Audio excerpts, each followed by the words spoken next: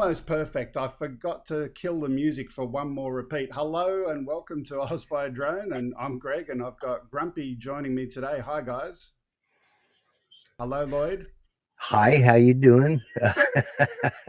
Uh, so today was an interesting start to the show. I was planning on starting at 7:30, and in fact, the event said 7:30 a.m. And I got all ready, and a few things were going wrong in the backgrounds, as things often do in the live broadcasting world. And I looked up and I said, "Oh, it's getting close to top of the hour." I normally do my Oz by Drone at top of the hour, so that kind of confused me. So we're early, but it's okay. We're going to have some fun. So Lloyd, you are a streamer as well. You play with live streaming and also edited video. You've been doing that for a while. How long have you been streaming for? I was trying to figure that out the other day because Mel 400 AGL and I were talking, and I think I've been doing it for over a year now. Probably, yeah, it's got to be at least a year. What I about think the edited? What about the edited video? the edited video. I've probably been doing that on and off for years, but Yeah. yeah, I've been. But as far as like, I've been vlogging coming up on 2 years now. So, and I've been editing all my videos on that. So, and, but yeah, I've been, doing that part for at least 10 years, you know, Okay. Okay. I'm just going and to listen to Mr. Matthew, who tells me to check my VU meters because I can't see them. My actual broadcast computer is to the left of me, so I'll just turn myself up a little bit. okay. Hopefully that will be enough. Yeah. Anyway, let's get on with it. So the goal of today is I've got two Wirecast installs sitting here in front of me at the moment. One to my left, which is being used for broadcast, and one right in front of me here, which I'm going to use to demo the creation of the ultimate Wirecast template, or at least that's what I'm calling this episode. So this came about, Matthew Potter, who's in the chat. He did a lot of great work by putting together, and I'm just looking at my VUs. I'll just bring the microphone closer, even though I've got my audio up. Your mic is way too low, brother. Okay. Let me see if I can go into the good old Mac control panel, sound preferences. And go Must to be on your Rode. output because I can hear you perfect. Is that better? Motion detected at your front door. Okay. Love that persistent discussion point, layer 2. Yeah, look, thank you, Matthew. I've got it to my left and I can't see what I'm broadcasting with because 99% of this show is going to be broadcast from this computer. Apologies if things are a little bit out. Lloyd, can you talk? And I'll do a quick audio check now. Okay. Test 1, 2, 3, 4. Okay, we're 5, close 6. enough. We're close enough. We did check it before. Yeah. Okay, we did check and they were looking similar on the meters before. Right. Now it's even more even with Lloyd. Okay, thanks for that, Mel. So let's do this. I've got my computer screen here. We're going to bring that one up. And I've got the chat on the side. That's just so that I can have a look in case there's anything bad going on. Over here, this is a Dropbox folder with all of the stuff for Wirecast in the wild for this show. Couple of bits and pieces. Number one, before I do anything, I just want to again thank Matthew. He created this branding guide. And this is the ultimate end product of the slide, what it looks like. And if we go up a little bit from that, he's got all of these color palettes and all of this information, the font choice that Matthew created. And thank you very much for doing that. It does help a lot. I'm not a visually creative person, but that's helped to standardize. So thank you for that. Now, moving on from that, the other stuff that I've got in front of me, and I've shared this with Lloyd today, we've got a font, again, chosen by Matthew, which was Franklin Gothic Demi Regular, so that we're playing with. We've got a few little graphics pieces. These are including the Gothic spelled incorrectly. Damn, I missed that. Well, sorry, Matthew. Anyway, we've got a few graphic elements. One of them is actually something that was generated by Title Alive. So this is called Out 720, and it's just a short little title. Or actually, I should do In 720, that's the one. So this is a little motion graphic thing. Now, if you can imagine a name or a piece of information appearing in that graphic once it comes on screen. This was originally created with Title Alive, and originally the intent would be to use Title Alive to put text in there, but we've pulled it out of Title Alive, and I'll explain a little bit more about that later. We've also got this one, which is also generated with Title Alive, which is used to tell people who it is that's talking. We've got one for me, one for Matthew, who's normally the regular co-host on the show. Those are our graphics that we're starting with today. A couple of other bits and pieces. This one is a little bit of secret sauce, if you like. This is, let's do that with something else. Open with text edit. This is some geeky stuff, and I'll make that a little bit bigger so people can see it. So this is something that goes into the virtual sets directory within Wirecast, and it's got a few placeholders. These are just full screen placeholders. I've got 3 of them. Unlike the default placeholders that come with Wirecast, we've got 3 of them here so we can have placeholder A, B, and C. And we've got a couple of other 2-shot templates, one here, and this one is muted. So if we have a look to the far right, I'm muting the audio on that placeholder. And this one over here, this one is not muted. So this is the one we use in the bottom shot where we've got our audio. But I'll talk a little bit more about that in a minute.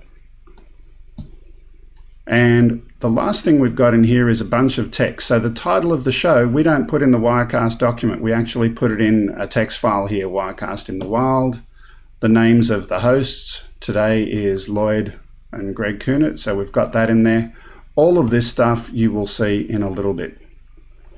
So what we're going to do, Lloyd has got Wirecast. For those who don't know, he has purchased Wirecast, and he's going to build this show template today on his computer in parallel to me. So we want to teach someone how to do this. I thought, well, rather than have Matthew on here talking to me, and we get along well together, but it'd be more interesting to have a crash test dummy, pardon Lloyd, to sit with me today. I'll build it on my screen, you can build it on your screen, and the end output should be that you'll have the exact same copy of Wirecast in the Wild show template on your computer. And anyone else who has Wirecast can play along and join in the game as well. Sound like a plan? Yeah, it works for me. Okay. We'll go back to my computer screen now. The first thing, I'm on a Mac and you're not. Right. So, there's not much we can do about that difference. But what we are going to do before we do anything in Wirecast, we're going to go to the help menu before we do anything, and we're going to go to send support information. Now, many times our friends at Telestream have told us to reset preferences. We're going to do that because we're going to follow all of the advice from the vendor. I'll briefly explain why we do this, and we're going to quit out of Wirecast before we hit that button because it'll ask us to do that anyway. Then we reset preferences. So why do we do that? The information, I'll come back to camera. The information in the preferences is more than just preferences. It also contains metadata about all of your shots, your cameras, your hardware, and all sorts of other information. And sometimes you might have some bad data in there. So if you ever go through some bad experiences with Wirecast, resetting preferences can be a good thing to do.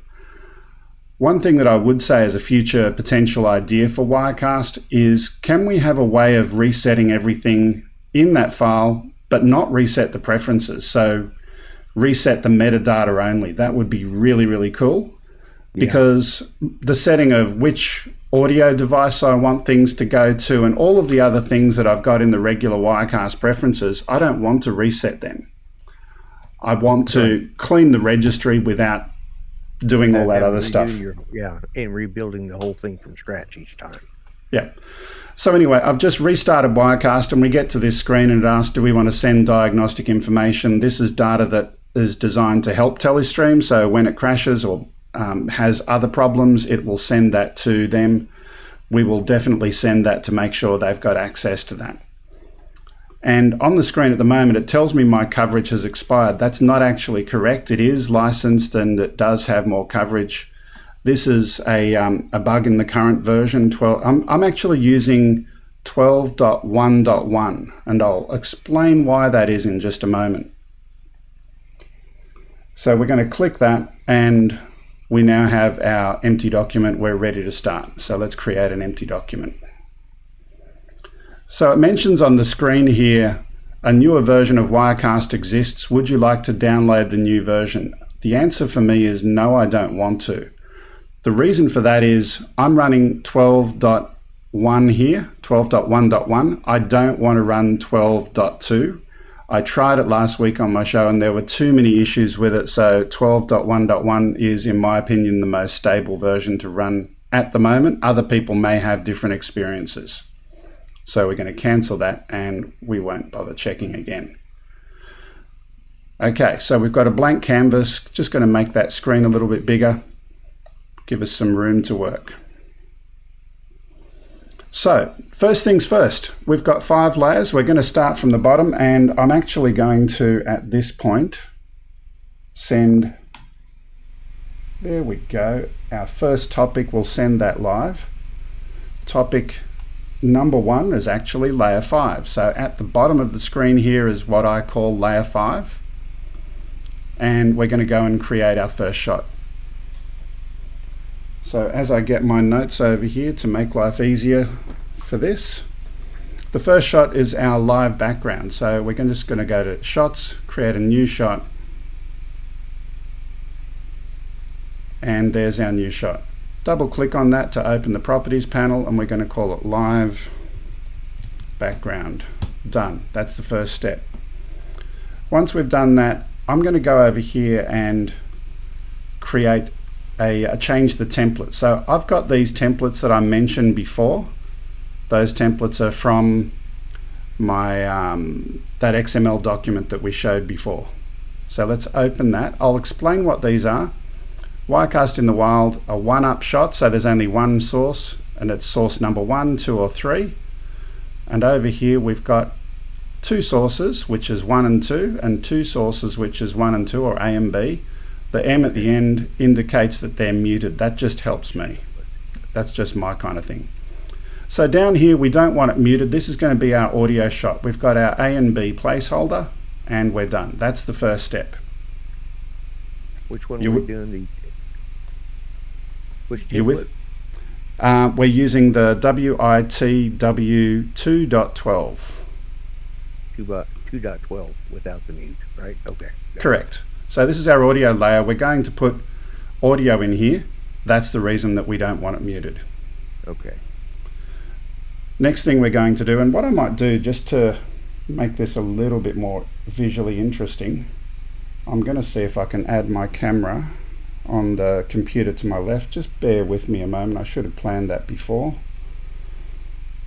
Let's see. Logitech camera. So what made you think about Wirecast? I hear you like the library, Lloyd? The library is probably the biggest thing that Wirecast has going for it, in my opinion. I mean, obviously I use other streaming software as well, and I've tested them all.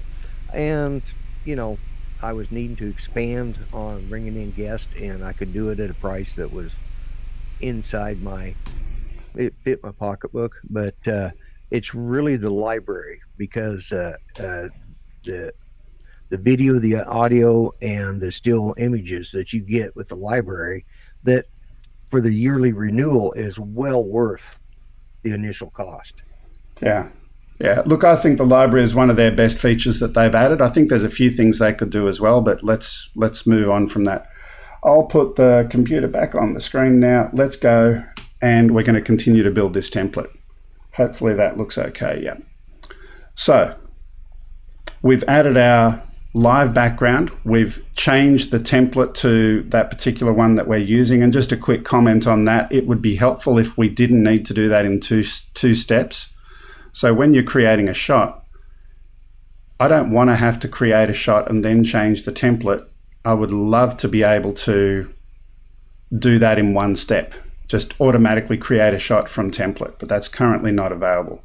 So moving on from that, let's go and create a background.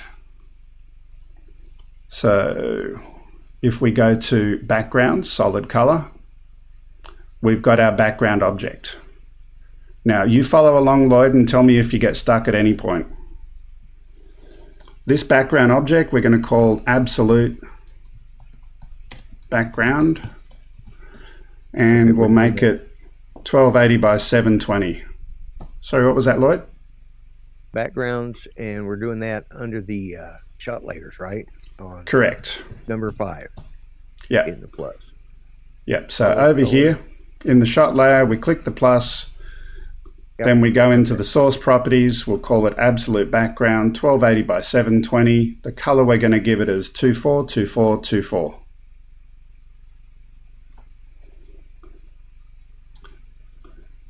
Now, I'm actually going to briefly mention, if I wanted to get to the next field, I mean, everyone in their computer world uses the tab key to move from field to field. So the source name, absolute background, I press tab, go to 1280. I press tab, go to 720. I press tab again, and I'm down in that color field. I want to get to the next field, the angle field. Unfortunately, the color picker over here didn't disappear once I left that field. So if I go over here, I've got to click outside of there. Now let's try that again. Going down, absolute 1280, 720. There's the color. Now I want to tab to the angle field. There needs to be something so that when you move out of there using your tab key, that it makes that color picker go away. So just another small bug. And the way you work around it is clicking outside of that area in the background. So you got that one done. We've got our absolute background. Yep. Solid color 242424. Okay. Okay, we're going to go back to shot layers, click plus again. We're going to this time add something which is a media file from the stock media library. And we're going to accept the terms and conditions. Quick little disclaimer for people who are using Wirecast for the first time. There's some of the some of the resources in there that if someone does copyright claim it, you are protected because you do have a license to use those. Sometimes that does happen, but you know, we can work around those things. Just give them the information, you've got a license. So the next thing we're adding is this light underwater in the ocean. Now, when Matthew did this, he actually used a camera that he was using, an overhead camera, to provide an interesting background. Instead of doing that, I don't have an overhead camera, so I wanted something that was moving in the background. So I used this asset from the media library. We come over here and we're going to make 2 changes to make it our own. Instead of looking exactly like what they've got, we're going to do 2 things. One, desaturate it. So this is in the color section, turn off the saturation. And then over here, we're going to change the scale. So my suggestion is 150%. It's just zooming it into one part of that.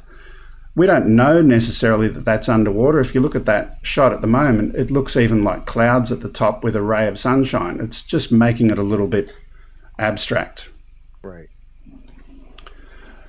So you've caught up with that? We're good? Just about. Hang on a second. Okay. While you're catching up, I'm just going to explain a little trick of mine. On the right-hand side, the live broadcast area.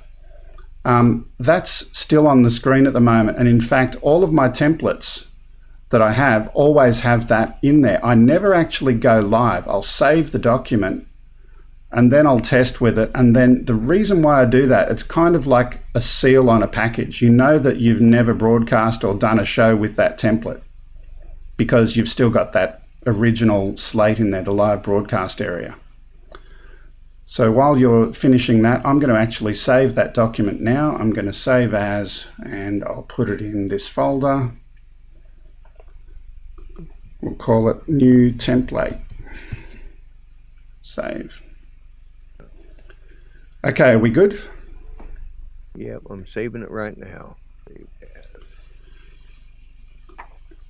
Okay, now again, going back to our shot layers, we're going to add another layer on top.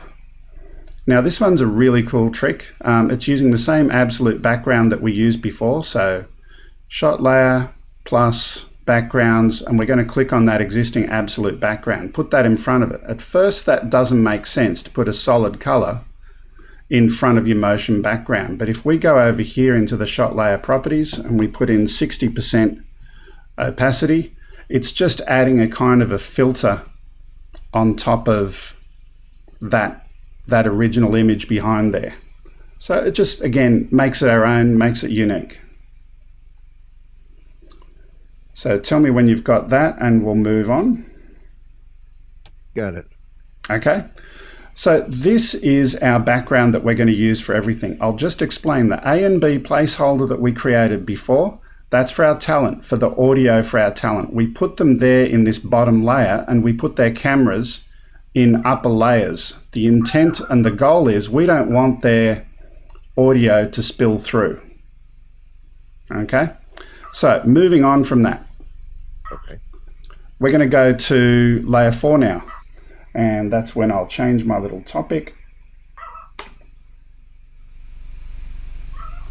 So layer 4, we're going to be creating our talent. So again, we're going to create 3 shots down here in the shot menu, our first one, and we'll give this a name. We'll call it the A shot. And then we're going to click here and change the template, and we'll make this Wirecast in the Wild 1.1 muted. Now I'm just going to clear that layer behind so we can see that there. And there's our first placeholder.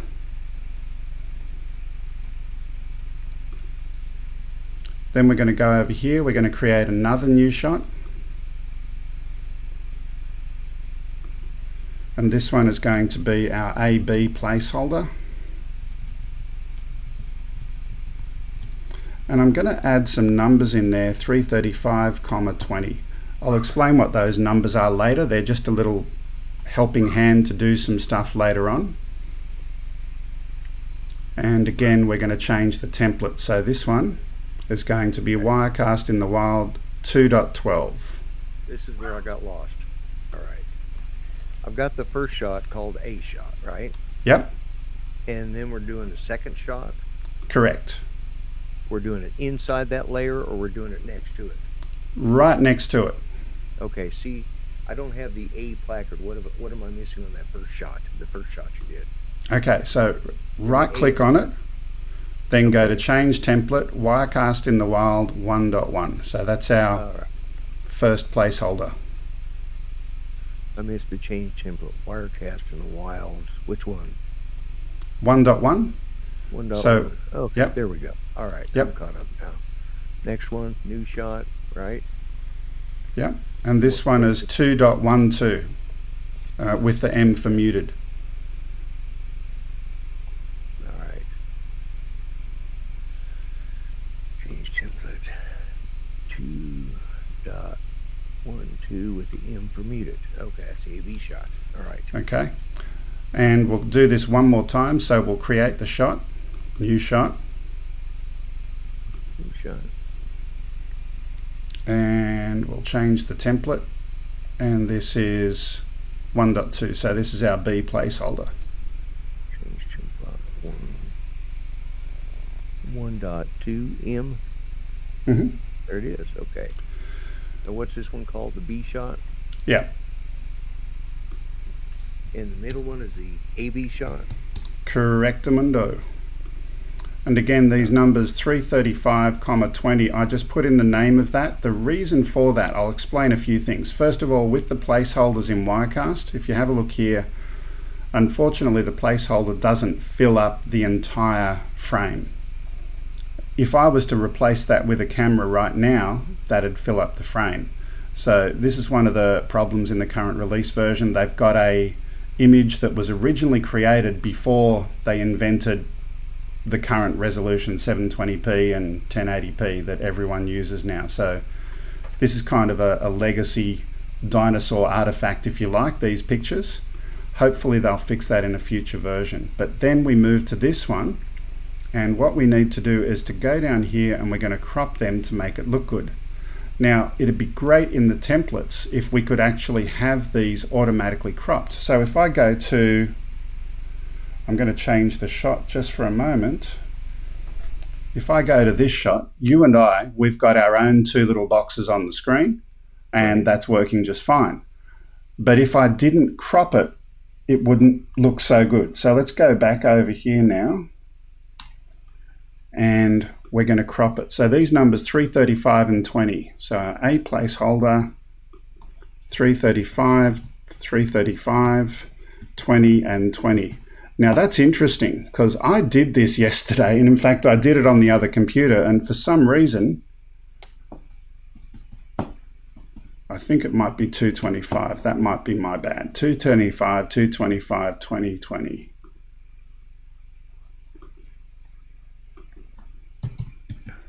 That's just my transcription error. 225, 225, 20, 20. Okay. And that's position, right? That's the cropping. The position shouldn't be changed. Right, okay. Crop, there it is. I got to open that one up. So that's interesting. It's now not looking the same as the one on the other document that I created earlier yesterday, and I'm using, let me try 235.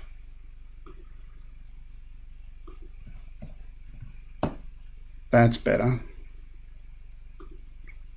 I think that's my mistake. So it's 225. 235, 235, 2020. And as you can see, we've now got an even border around both of those shots on my screen. Yes, I am using the same canvas sizes during my testing. I think it was just a typo on my notes. But thanks, Matthew. 235, 235, 2020. So that's in the crop section, the left and the right, okay. 235, the top, 20 and 20. Now there's one other thing over here on our A shot. I'm going to add a media file. So just watching my screen. Your A and B looking the same size, but mine aren't. Okay. So for your A shot, you go to shot layers, 235, 235, 20, 20, and repeat that for the other one. You've got to do it for both the A and the B. Oh, all right, duh. All right, my bad. It's all right. Look, we're learning something new. Yeah, I knew there was something I was doing wrong. I'm trying to read the notes and follow this at the same time, and my old brain doesn't work that good.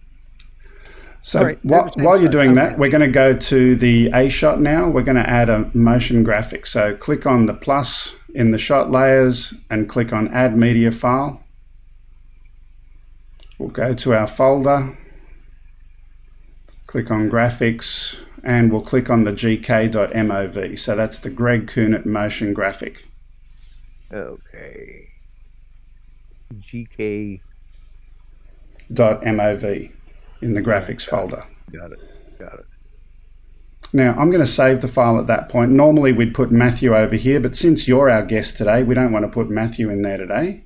Actually, we'll make it the same as our standard show. We'll put plus, add media file on the B shot, and mp.mov. Important little side point to note. On the source properties for both of those files, we don't want to loop them. We don't want it to continue putting up that information on the screen. We're going to remove it when finished, and we're going to do the same for the Matthew Potter movie file, remove it when finished. We also don't want to remember position even when not live. We're going to turn that checkbox off as well for both of those movie files. Okay. Now, do we do the same thing for the B shot? Yes. So the B shot is the mp.mov, and we do the same thing when finished, remove, and we turn off the remember position even when not live.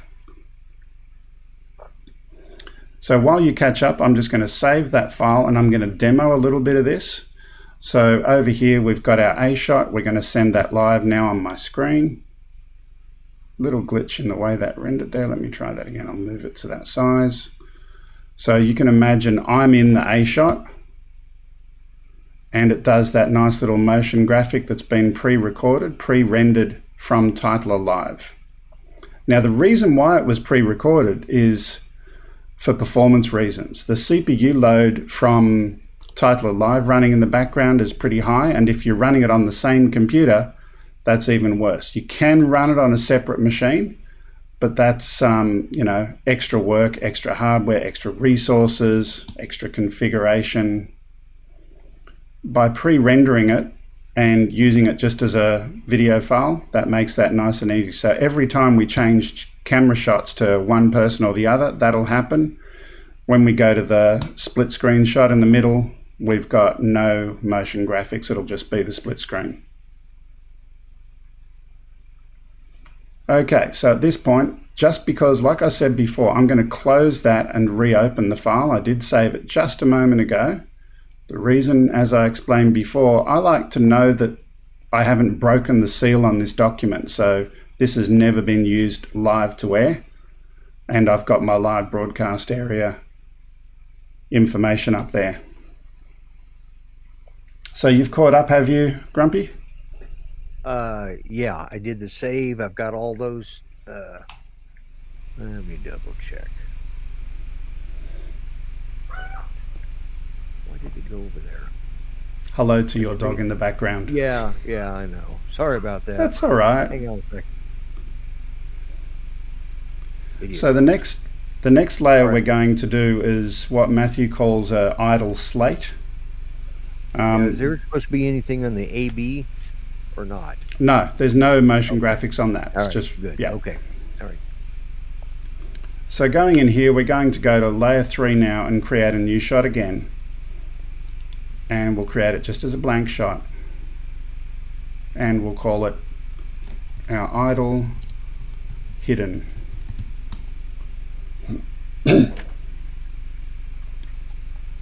So this is a really simple shot. It's going to, well, actually, no, it's not simple. It's a very complex shot, but the final look of it is really, really simple, and it looks very elegant, I think. So we've got our idle hidden. We're going to go and create our first object in there. So to make life easy, we're going to go and use our absolute background that we had before. So clicking the plus in the shot layers, backgrounds, and then click on absolute background. Absolute background, there it is. And the reason we're using that is this is a slate which doesn't let anything from the layers that are behind it. It's just closing the slate, kind of like closing a clapperboard on the movie set. You can't see through it, so that's what we've got there. The next one we're going to create is a color layer. So we're going to go to background and create a new solid color. And we'll go over to the source properties and the name idle teal.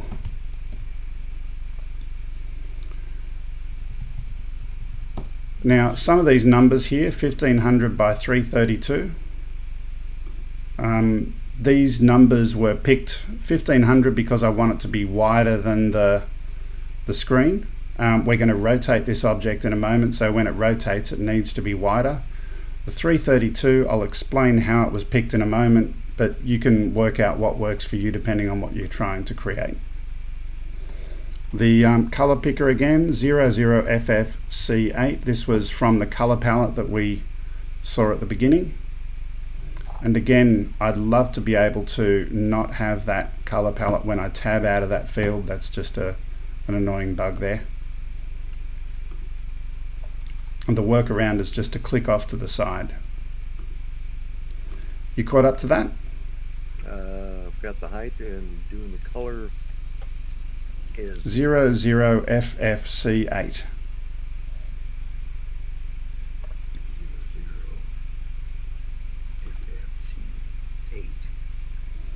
00FFC8.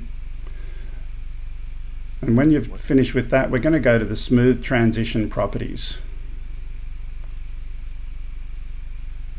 So when you do a smooth transition, things can move around on the screen from one position to another, and you can use this to create a really, really cool effect. So we're going to turn off the fade in, and this is going to fade in or transition in, build in from the bottom, and the build out will be to the bottom. And we'll show you this moving in a short while. From the bottom and to the bottom. to the bottom. There it is. Okay. Okay. Now, we've got that done. The last thing, we need to give it a position and an angle. So we go to the shot layer properties.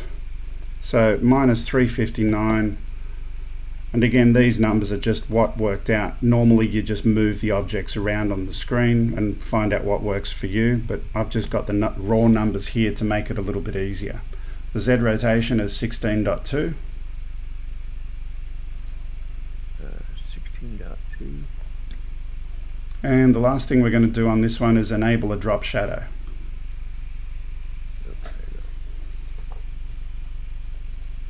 Now the interesting thing here, the color picker, when I click on that on my machine, I don't have the ability like the other color fields to type in the color code. I want to type in the absolute background 242424, but I can't. I've got all of these sliders and color palettes and spectrums and things, but there's no way to do that. So the closest I can get, I can use the eyedropper and click over here, and that will get us to the correct color value that we want. Which unfortunately does not seem, I don't have the eyedropper on the Windows version. You don't have that on the Windows version. No. So Matthew is telling me that I can change it in this color picker, that I need to change it to hex. There we go. RGB sliders. There we go. Why did it get 282828? Anyway, so this is on the Mac version. Right. On the Windows one that you've got there, you may have a way of doing it as well. I don't know. But thank you for showing me that, Matthew. But the interesting point is that from a user interface perspective, this is inconsistent. Every other color picker that we've seen so far, you could type it in directly without needing to go to some external operating system pop-up. But anyway, let's move on from that. So you get whatever color you can get in there, and hopefully they can make that a little bit more gray or a... Yeah, it's a gray. All right, I got a gray.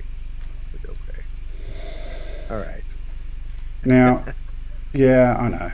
The angle we're going to put in is 85 degrees in that drop shadow. And again, I've worked these things out by experimenting with the slider and working out what looks good.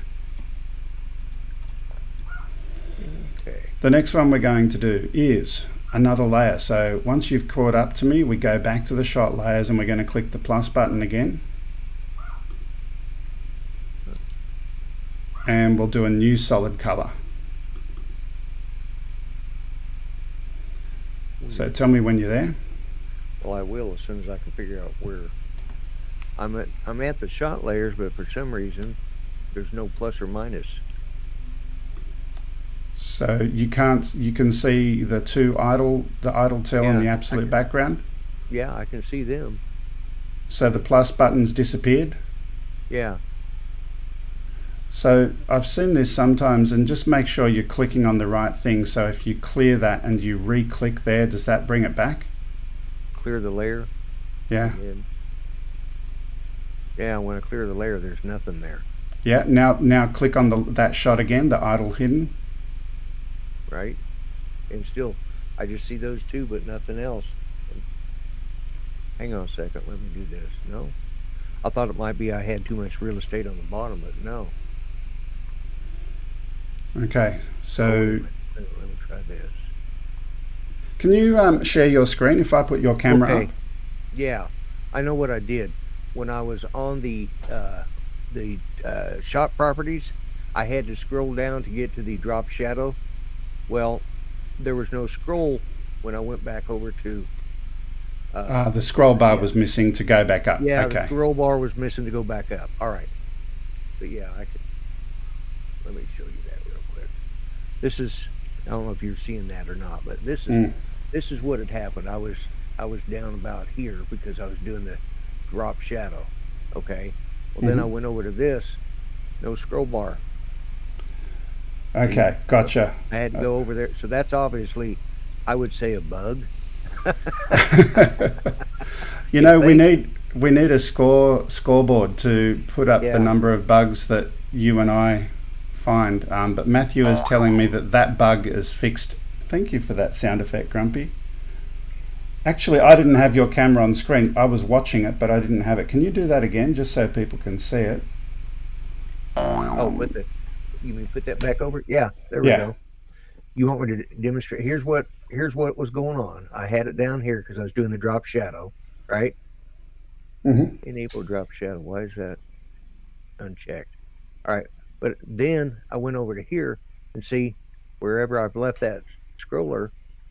I think I was about right there, and I didn't have that plus, but there's no. And I'm using the 12.1 or 12.2.1. Yeah. So the latest version. So anyway, So according to Matthew, that bug is fixed in version 13. Okay. Good. Which is still in beta. So not helping me today. It's okay. They'll get there. Version 13, though, there was something interesting before the show. I was actually planning on broadcasting with Wirecast 13 Beta 2. But for some as yet unknown reason, my camera, and in fact all cameras on this computer that I'm broadcasting with, were not available in Wirecast. And I could not fix it. I reset the preferences, I rebooted the machine, I validated I could see the cameras in other applications. I went to the operating system privacy settings and made sure that Wirecast had access to the cameras, did all of that. But there were no cameras available in Wirecast. I mean, it's only the most important feature, but I can't confirm it's a bug yet. I haven't tested it enough to try and eliminate other things. And Matthew did a quick test before we went live today, and he said, well, it's working for me, so if it's working for him, I don't know. We'll find out later. But back to our solid color over here. So we're going to give it a name. First off, I need to add that. Oops. Background, solid color. All right. Idle purple, we'll give it a name, 1500 by 332, which is exactly the same size we had for our previous one. Now at this point I want to use a gradient, not a solid color. So we've got to click out of that color box that was up there, click in the background and then click gradient. And once we're there, we've got two values, 9A00FF and 9A6CFF.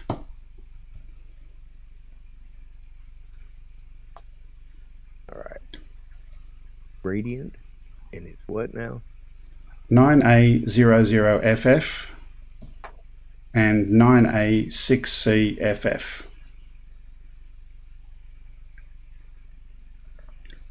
Now at this point I want to go down to the angle. We've mentioned this bug before with the color picker.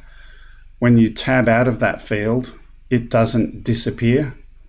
My cursor is actually in the angle field right now, and I could probably type there, but we've got to click in the background to make that disappear and then come back over here.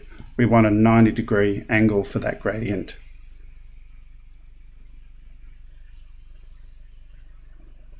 Now, where do I go get that?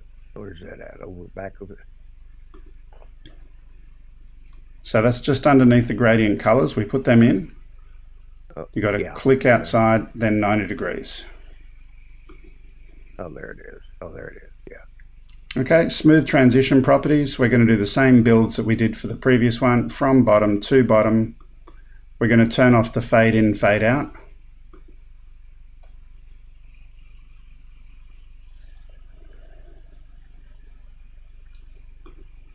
And then come over here, we've got our shot position, minus 374, and the angle. My angle is not working. You said 90 degrees? Yeah. That's not a rotation, that's a gradient angle. Oh, so okay, all right. Duh. It changes kind of the lighting where it goes from point 1 to point 2.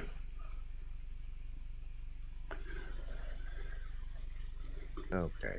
All But right. now that you've done that, we've done it. We've done the angle. We've done the shot transition. We're going to go to the shot layer properties. The position is minus 374 and 16.2.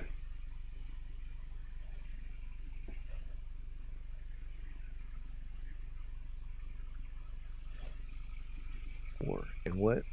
16.2 is the angle. Oh, So the position, yep.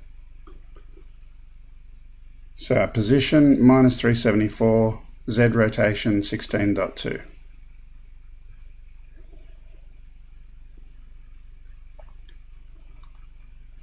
Now I'm going to save this at this point. While you're finishing and catching up, I'm just going to go and quickly demonstrate the effect of the transition. So we've got it. Now there's two things. There's the transition of that background color. I want to change that in a minute, perhaps. Or do I? No, I like that actually. Yeah, I like that. So there's our motion of that particular element. So the transition and the in and the transition out. I'm just going to reset to my saved document. Okay, are we good? Just about. Let me finish one last thing, Bill.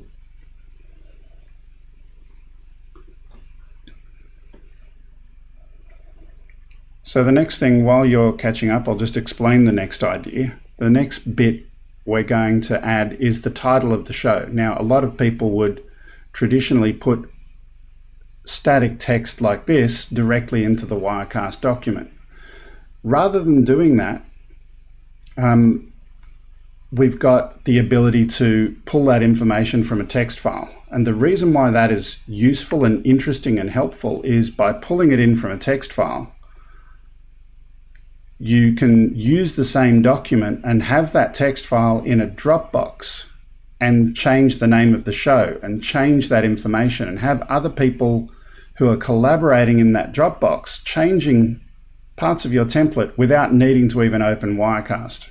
So we'll have a look at that in just a moment. But Matthew, you mentioned if you want the transition to look like it takes longer, you can also use a to write transition instead of a in and out from the bottom, etc. Yeah.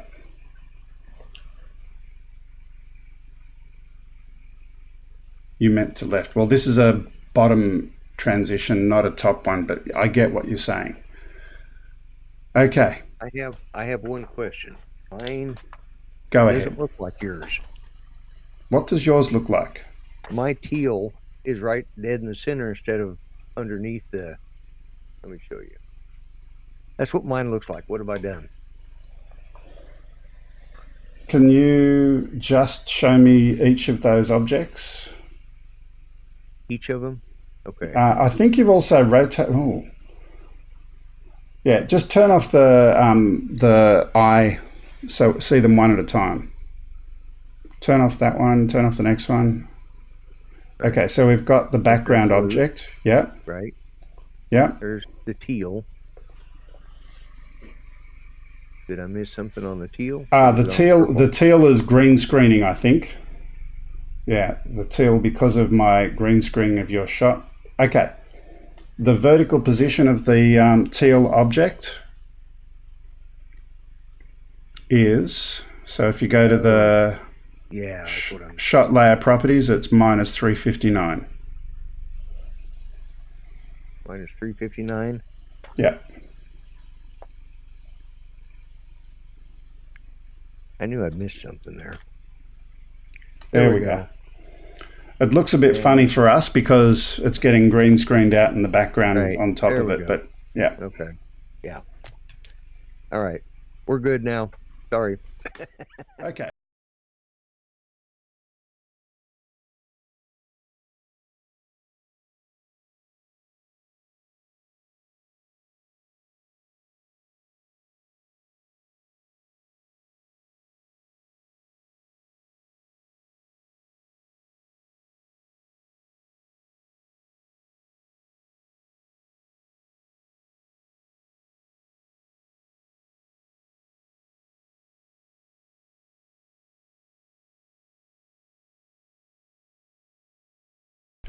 audio was gone. My bad.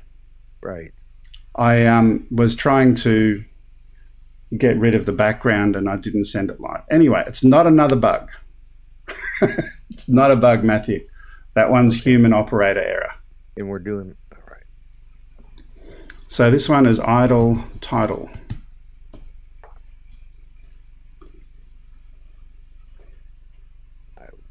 Shot layers, overlays, text. Mm-hmm.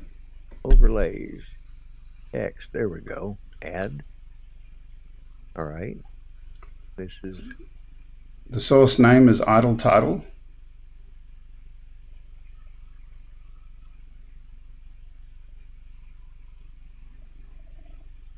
And we're going to source type as file, and we're going to click on the three dots to bring it to our text file. Now, one thing that's not a bug, but certainly an enhancement, I've previously gone to my file picker multiple times. It'd be helpful if it remembered the last place that I was at. But right. Yeah, we talked about that before.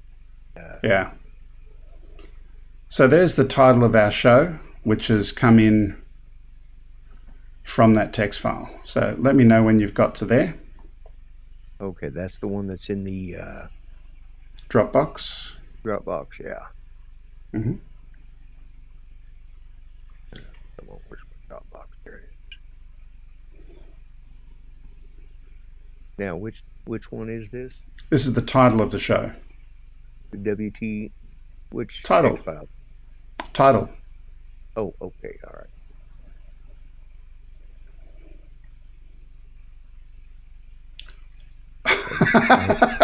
Okay, give me a break. I was looking at. I'm sitting there. Well, I know the title of the show.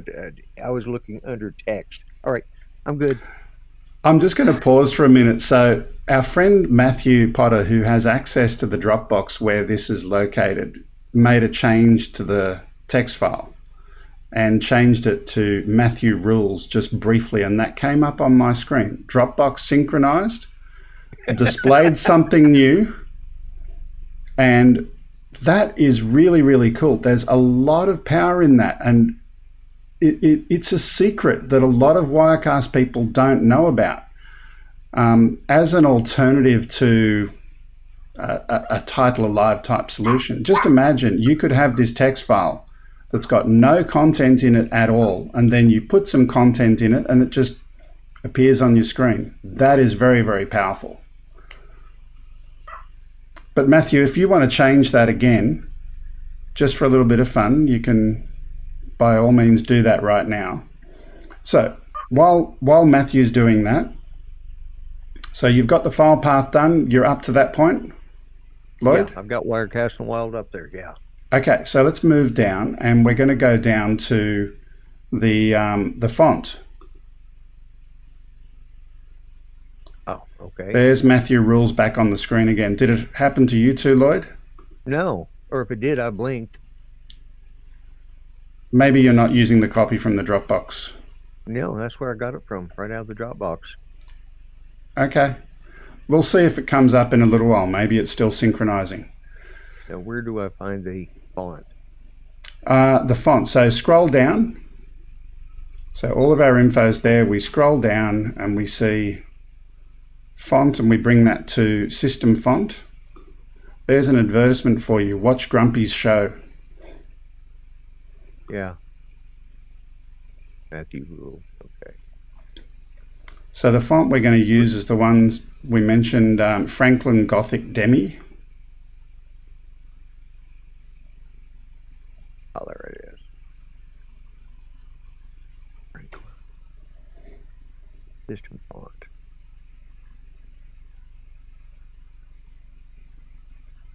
And this one's 85 point.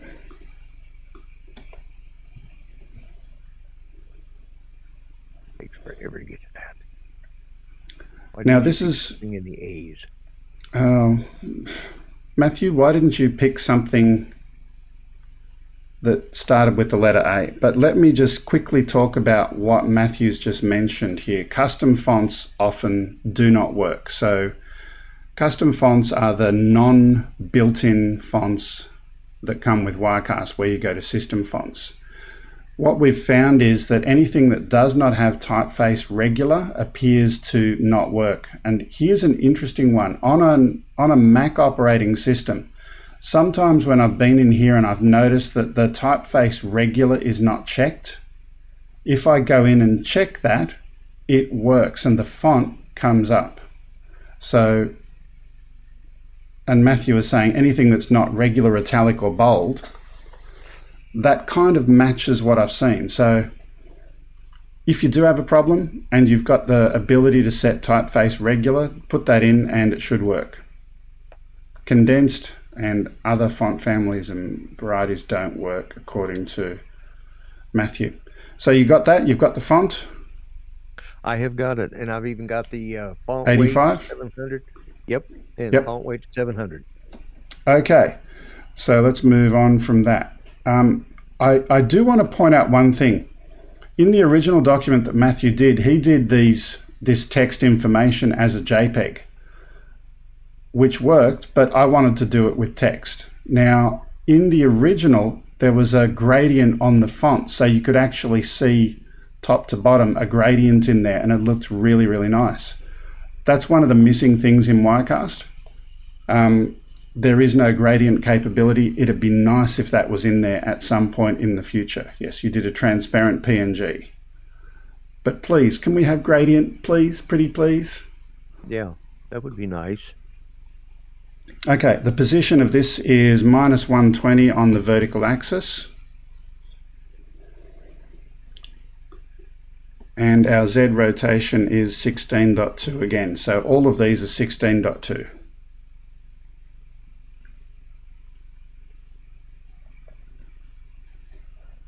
Tell me when you're there.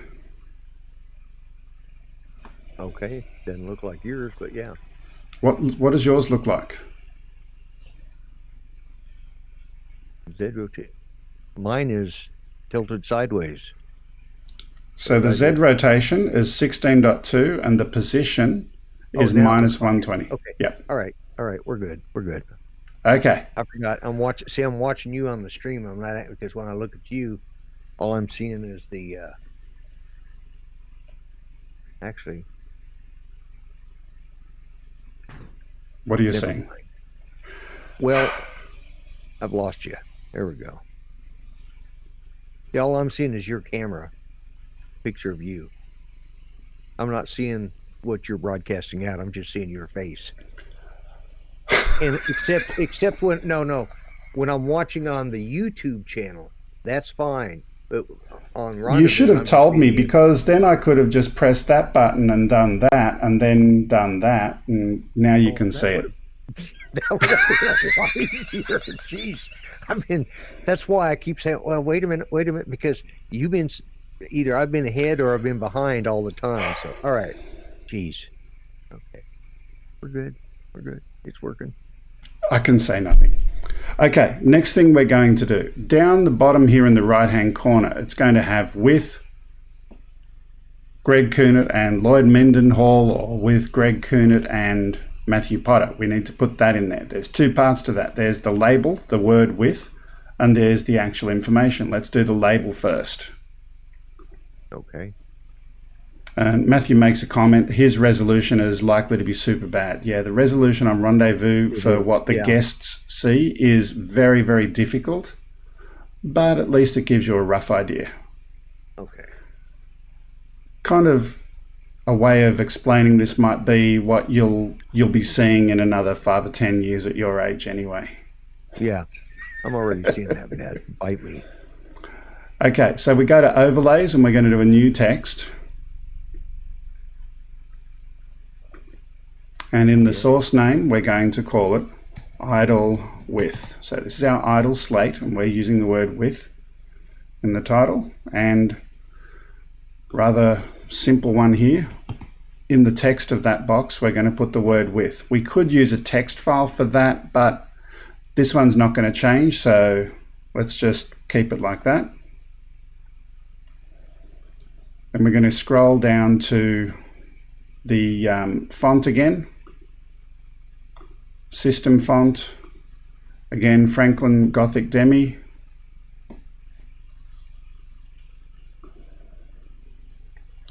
And the size we're going to do is 20 point. All right, hang on.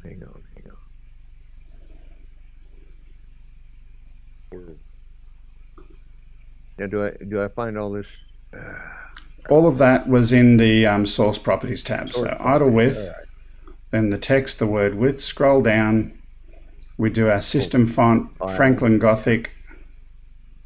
File path, right? No, this one isn't file path. This one is just text. This is just text. All right, just text with. So the word width. Yeah, I've got that. All right, now. What was next? Scrolling down, Oh, font, system yeah. font, System font. There we go. Thank you. Franklin Gothic, Yep. and 20 point. All right. Then once you've done all of those, we'll do the shot layer properties. Put this in the right place.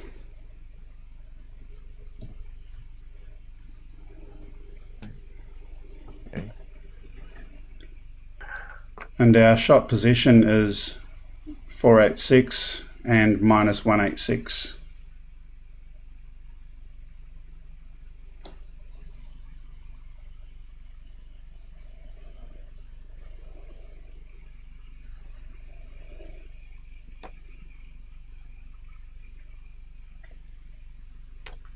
All caught up? Yeah. Okay. So that's our with word, and we're done with that. Next, we're going to add the actual hosts of the show. So again, click plus, overlay, new text. Then on the source properties, we'll give it a name, idle with. Oh, sorry, idle hosts, my bad. With was the last one. Idle hosts. Now, at this point, what we're going to do is we're going to give this specifically a 640 width and 150 height. The reason for that, when you change the text that's in this box, and because it's coming from an external file, we want it right justified, and we don't want the box to shrink or grow or whatever, so that's the reason for specifically setting a width. We didn't do it on Wirecast in the wild in the middle because it's always going to center around that center point because it's centered. But this one is going to be right justified. 640 and 150, right? Yep. We click on File. Then we'll go to our file picker and go to our folder again. Again, it didn't remember where we were. And we'll click on the hosts text file. All right, now at what point do I do? Where are we at? Back over there. This is where I get confused every time. Mm-hmm. Is picking the file. Okay, file. All right. Yep. There we go. Mm-hmm.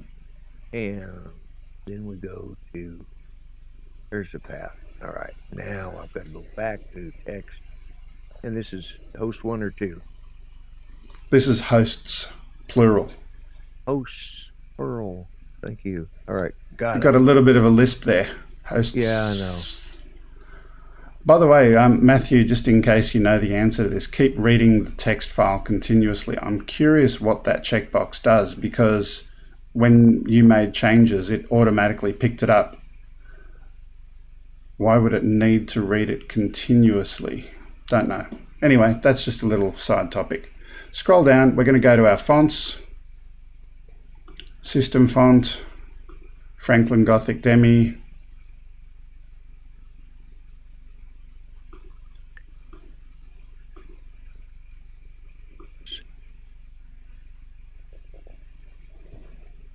System font.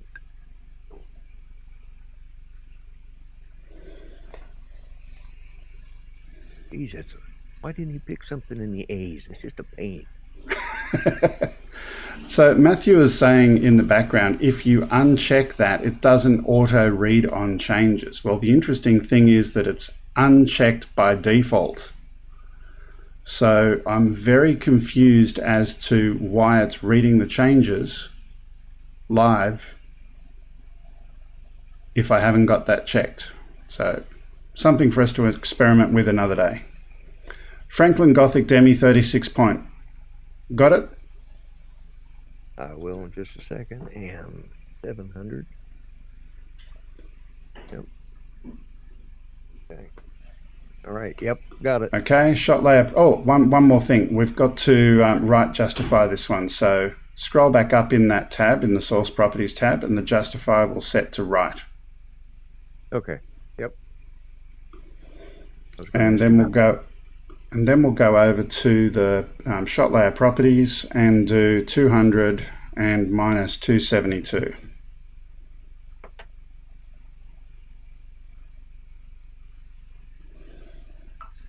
So that one that I was asking Matthew about, the keep reading text file continuously. Right. If it's reading it continuously when it's not checked, that would, according to Matthew's thinking and mine, that would be a bug. Yeah, because if its reading is not checked. Yeah. Okay, so we're finished with the idle hosts. Okay. Now we're going to add the top part of the slate. So this one is called idle yellow. So we click our plus button in the shot layers. We'll go back to backgrounds, new solid color.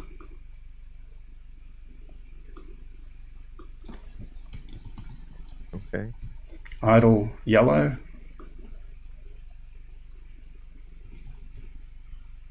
1500 by 574.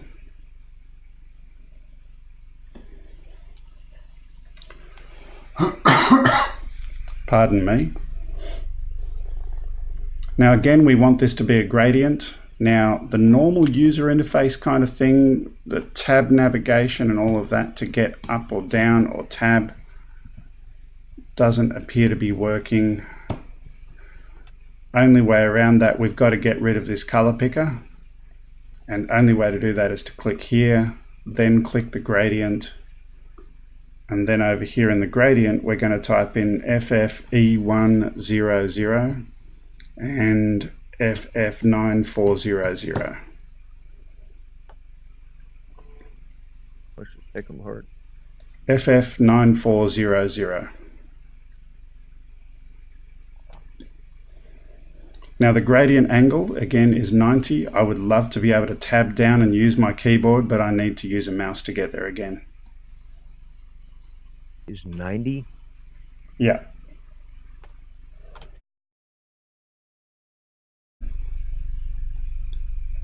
I need to get a drink, I think. My throat is... Excuse me a sec.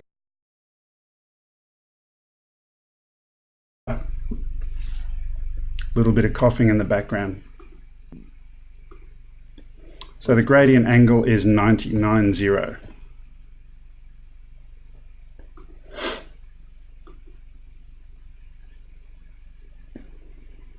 So the next thing we're going to do is the smooth transition properties. We've seen that before. This one is going to build in from the top and out to the top.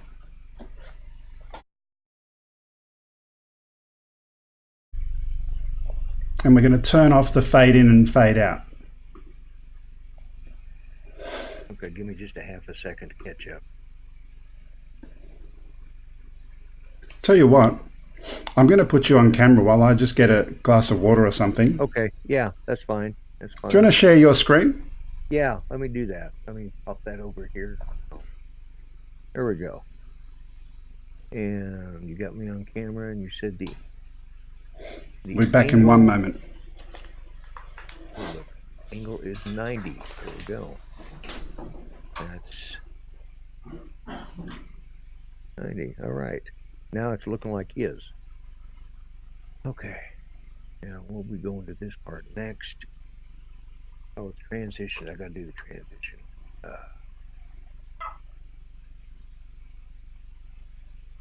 Transition. Build in from top, unchecked, fade in, unchecked out. Build in from top. Let's see. Build out to top. To top. There we go. All right. I'm on that one. I'm using cheat sheets, guys, so that's why I'm either behind or ahead, one of the two. So, So we're up to the idle yellow. And where did you get? I'm getting ready to move to the position and rotation. Okay. All right. Let's see. Position is 0 and rotation is 246. That's better. That's the position 0 and 246, rotation is 16. Yep.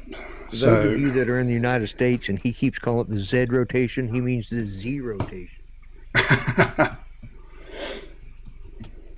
In case you're confused on that, which I was, but I knew. Yeah, right. Okay, yeah. So quick catch up. 0246, the position, the Z rotation, Z rotation, whatever you want to call it, is 16.2. Yep. Drop shadow. Drop shadow. We're going to enable that again. Right. The default angle is correct. The color, we're going to use that color picker again. Which I can't. I'm sure there is probably a way to do it on the Mac. On the Windows machine, but Windows. Yeah, for the life of me, I'm not finding it here. So we'll just go with that. We'll go with that. Maybe a little darker gray. There we go. Add to custom colors. There we go. That. Okay. Ooh. Why is that? so we're done. We're done with this shot now. We've got all of our elements. We've got. Okay, I got a question. Is that drop shadow? Is it supposed to be in line with the yellow, or is it supposed to be offset? I don't know It's if you can see on my screen what it's yeah. doing. See, if you were able to use the correct color picker and get the same Right. color as here, you wouldn't actually notice it. Oh. So okay. when the object is animating, you're going Right. to see a shadow behind the object with something peering and peeking through. But Okay. All right. yeah, Okay. it's probably correct, but it's just the color that we're having trouble with. So let's leave that Yeah. alone for now. All right. Okay. We're finished. I'm going to do a quick save file, save, done. Now we're going to duplicate that entire shot in just a moment, but before we do, we're going to go to the shot options, the duplicate shot options. I want a copy of this entire shot, but I don't want to have separate components for the text. So I'm going to uncheck that text box over there. Okay. Now do It- what again? So right click on your idle hidden shot, go to duplicate shot options Right. and uncheck the text. Oh, that's right. And mine's unchecked already. Okay, we're going to turn it back on later for something else, but that's another Okay. story. So we'll duplicate the shot. We've now got a copy of it. Let's give that a name. Instead of calling it copy of idle hidden, we'll just call it idle in the shot layers. And now we're going to remove the top and the bottom layer from that, the idle yellow and the absolute background. Okay. We're just calling this idle, Yeah. and we're going to remove. We just item. No, just minus sign them. Well, that's right. The idle yellow Yep. And the absolute background. and the absolute background. Yeah. There. And again, I'm just going to save the document at that point. Now, I'll Right. show people the effect of that. So we've now got this beautiful shot. I think it's gorgeous. With our motion background there, looking really good. And when we transition out from that shot,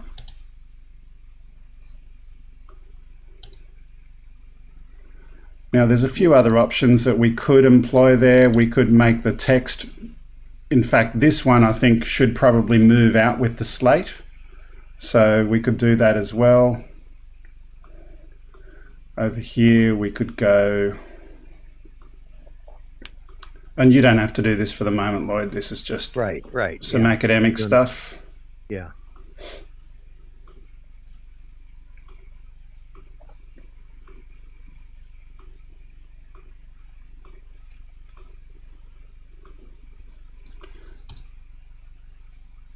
Oops. Oh, I must Matthew have was missed saying- one. Matthew was saying that Zed sounds correct to him. Of course, he's in Canada.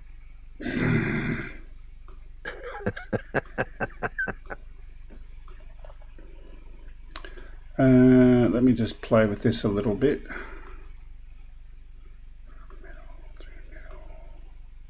I got the wrong one.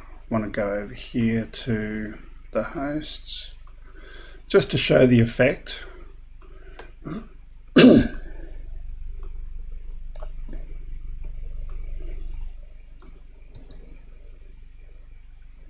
Okay, so it could be like that if you wanted to move that text along with that slate, and it looks really good.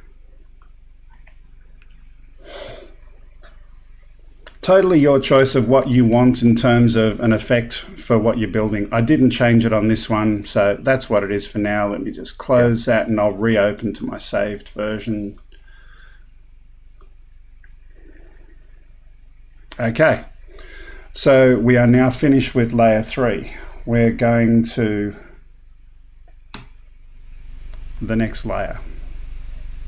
Now was I talking that whole time with you on the screen? No, I wasn't. It was just because I had that set up. I think you were. No, I think you were showing it. Okay.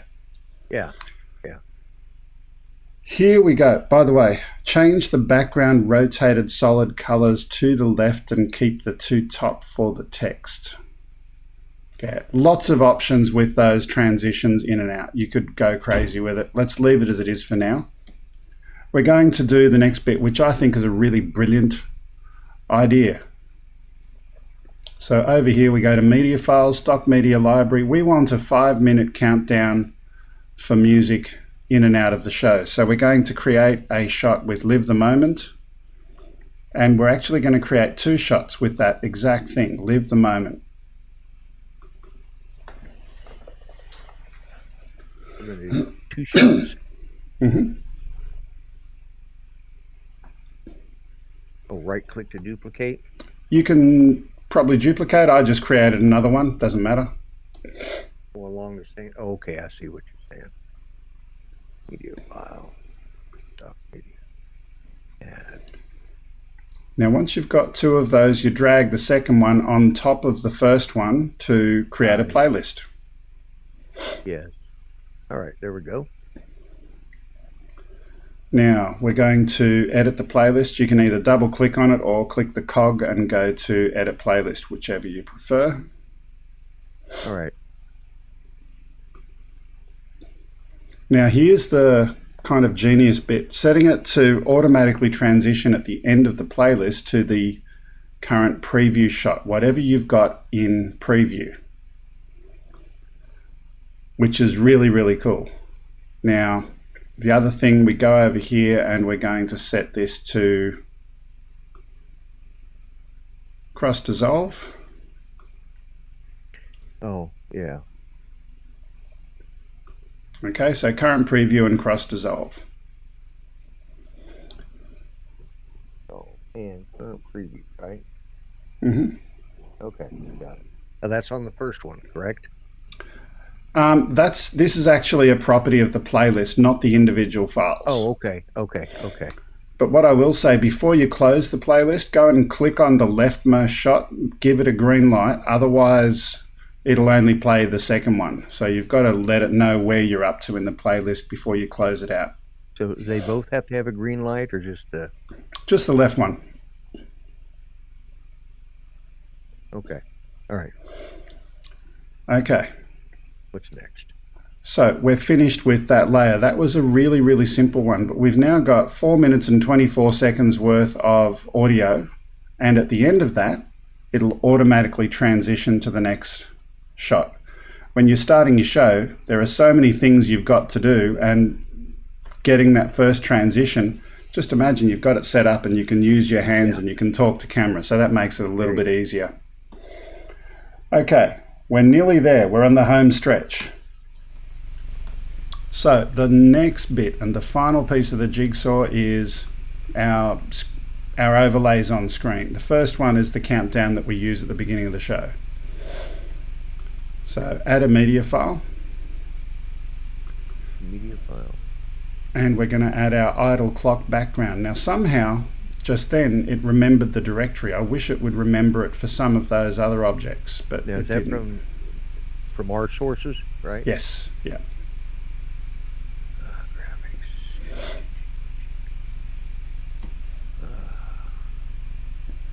And where's that under? Idle clock BG. I know, but which template? Graphics. What graphics? All right. There it is, right there. I was right on it. Jeez. God. All right. Okay. Next thing we're going to do, after I cough. Next thing we're going to do is add some more text. Thank you, Lloyd. Some new text. All right, new text. And this one is going to be a source name on tab 5 over there. Source properties, live in, and our text is also live in. All right, now what do we do? Okay, new text. Now where do I go next? Source properties. Source properties. All right. And this is what? Live in. Thank you. That's the name, correct? Mm-hmm. And also what you put in the source text box as well. So live in is what we want to see there.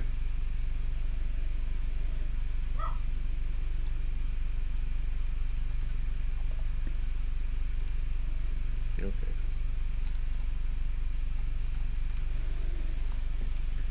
Okay. Further down, we're going to give it a text color. Lots of zeros. We're going to make it black. Now again, this color picker is still in the way, even though I've tabbed out of it. I've got to click somewhere.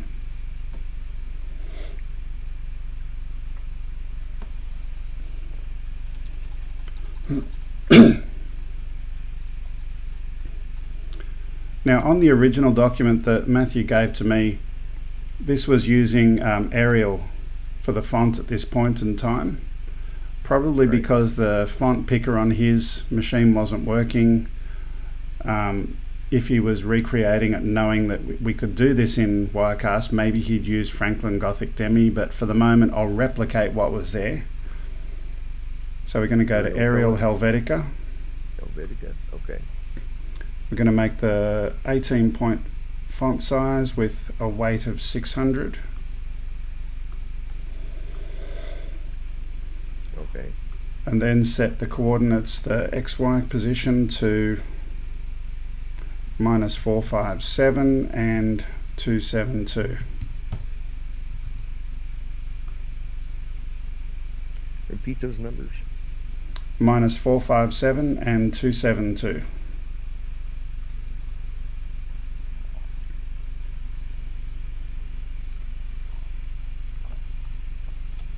There it is. Okay. Okay.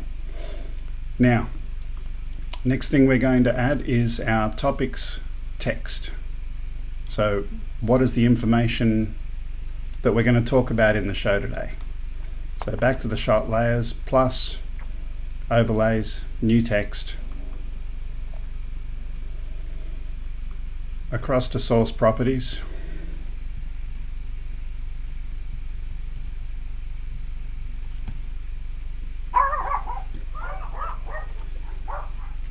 Topics text. yep. Motion detected at your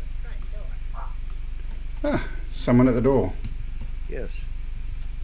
Actually, somebody just driving by and the dog's head bark, but Ah, okay. so the width is 426 and the height is 320. And again, the reason for specifying the height and the width of this is because later the information in that box is going to change based on what's in the file. So we'll go and pull that from the file. Again, it's not defaulting to the same directory, so we've got to go and pick it, and it's called topics.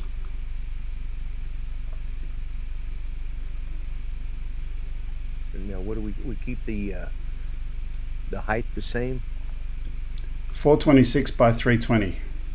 by 320? Okay, you didn't have that in the notes. Yes, I did. You're probably reading the old version. What? Oh, could be. Well, this is the one you just sent to me in the mail. Uh, Okay. Oh, and the name, it needs to be discussion points, right? Is what goes in the text itself. you've skipped through to the next one. That's topics header. We're doing topics text. Oh, well, that's.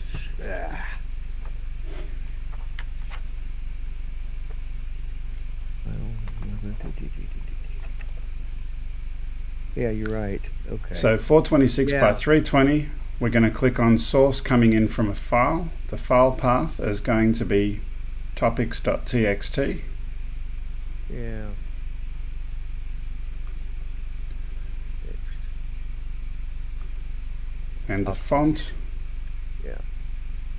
the font again will be Arial, 25.400 weight.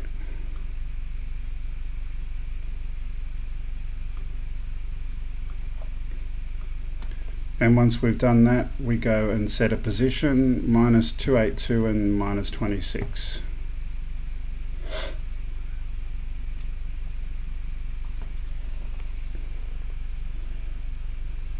Yeah, I did. I jumped ahead. That's why I couldn't find that first part. Okay.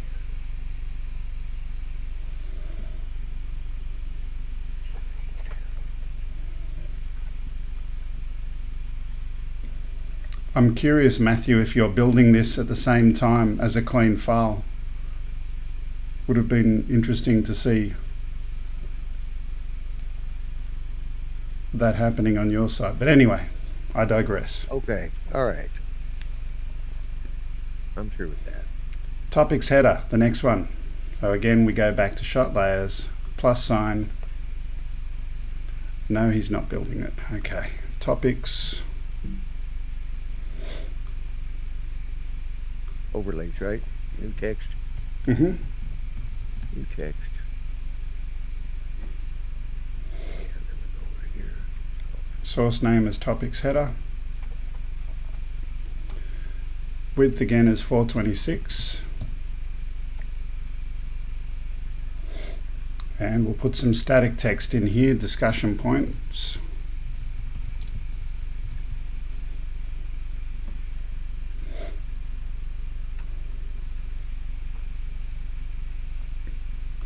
The font is Arial Helvetica,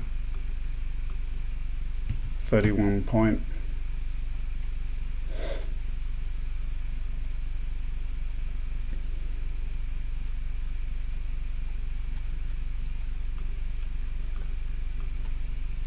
-282 and 161, and looks like that.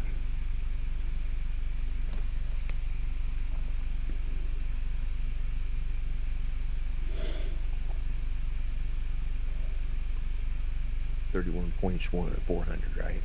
Mm-hmm.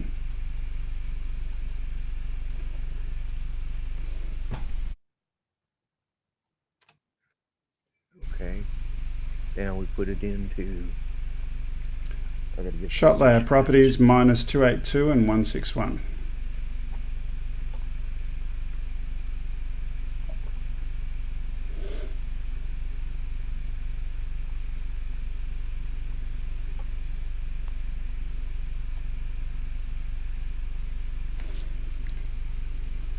All right. Got it. Okay, so we've now got, as we can see, live in, and there'll be a counter down there. We've got discussion points, the topics. Now, we've got one last thing, and the countdown clock. Okay, back to our shot layers, click the plus, and at the top, click clock. And immediately we've got a clock on the screen, but we don't want it to look like that. So we go to source properties, we'll give it a name. Time to start. Ooh, my hands were on the wrong position on the keyboard. Let's try that again. Time All right. to start. Now, where do I find the clock again? Oh, there it is. Clock. I found it. Okay. Right at the top. Yeah. Now, just an interesting observation. I've created this new clock and none of the clock types are currently selected and highlighted. I'm making an assumption that this is the existing one that is in that format. And if I click that, it looks like it is. So just a small little user interface bug that should be highlighted by default. We're going to change it to the second one, which is a countdown timer. All right, where do we do that at? So on the source properties for your clock on the far right, the middle one. Middle one, countdown, yeah. Yep, and the source name is time to start.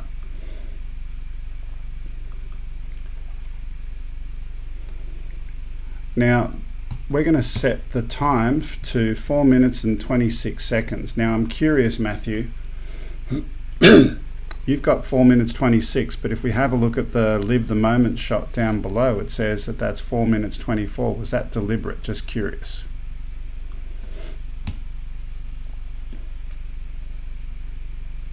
Okay. Okay, so we've chosen our time. Now, this is a... Why I does yours suppose say 5 and mine say 426? mine says 426. It does. No, wait. I'm talking about the clock on the actual screen. What did I? Oh, now it says 426. Okay. Okay. All right. So Matthew says 2 second difference could be time to swap the layer or a typo. I think it's meant to be 424, but that's neither here nor there. Okay. So what I would love for the capability to do is to auto start this shot at that time when the shot goes live, because currently you can have this shot in preview and you can start the timer in preview. You can hit enter and make the shot go live and then click the start button. But whatever the case is, there's no easy way to start the timer when the shot goes live at a certain point, and that would be really helpful. Anyway, come down here, stop at 0 is what we want to do after the countdown reaches 0. The text color, if we scroll down a little bit further, is all zeros. Again, we've got our color picker bug, so we'll click out of there and go to Arial again.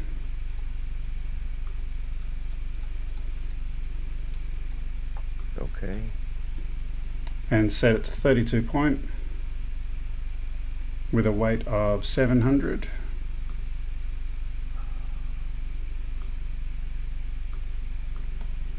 Now is And that set still up. on the are we still in the same spot? Yep, still on the same spot. We're still in source properties, scrolling down to the text color, the font, and the point size. Not the text. Oh, there it is. Oh, yeah. Arial Levitica.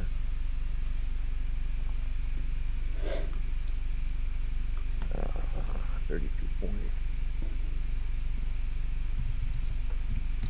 Sorry this would take me so long and wait. Look, at the end of the day, anyone who wants to build this template, they're going to have to either pause the video, or if you're doing it at the same pace as your average person, oh, actually, you're a bit slower than... Yeah. And it ain't like this isn't the first time I've tried this. Slower than a tortoise walking through peanut butter. Yeah. I knew you was coming up with that one. Yeah. Okay, the position, minus 429 and 235. Let's get back up to the top. What? That's in the shot layer properties. Yeah. I know where I'm at now. And Matthew's just highlighting the fact that you are the test dummy. Yeah, thank you, Matthew. I appreciate that. Well, I was actually put in there Lloyd the guinea pig, or Lloyd the test dummy. Yeah, 235. Matthew, can you just edit the hosts text file with Greg Kuhnert and crash test dummy?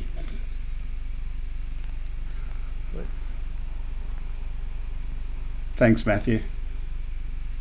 429 and 325. 235 even. Are you dyslexic? Huh? No, You said- I'm not. Yeah, but yeah, I what I said. Okay, the shot layer, but my plot is not up there where it should be. Why is that? Minus 429, 235. Oh, it is now. Never mind. Okay, just ignore me. I had to click the enter Needed to button. tab out of the field, yeah.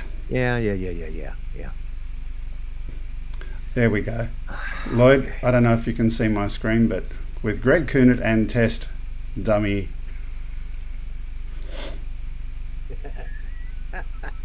Yeah. Again, one of the brilliant things about using external text files for content. It is so powerful. So, Yep. we are finished with this slide. Now, we've got to make one more slide which has got some similar content. You could do it two ways. We can either, I'll just hide that dummy for reference for the moment. We could either duplicate this one and move these objects into the position that we want them, or we can create them new. I'm going to create them new just because I've got the coordinates and it's going to be pretty quick anyway. So we'll create a new shot, we'll call it topics.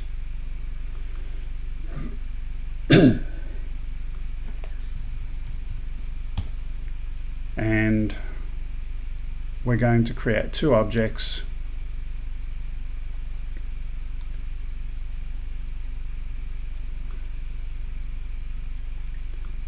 Plus overlay.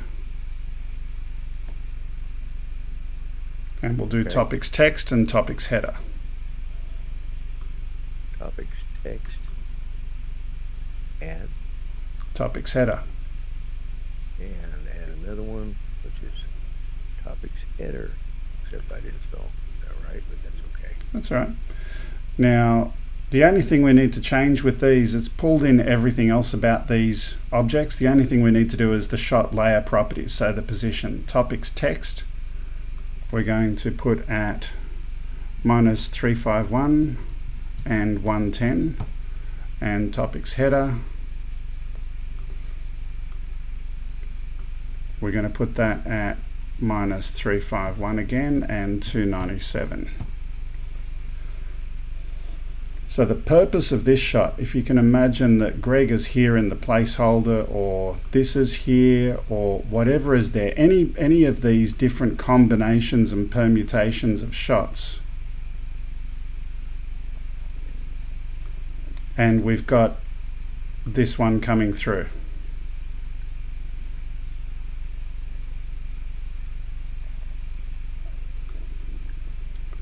So tell me when you've caught up.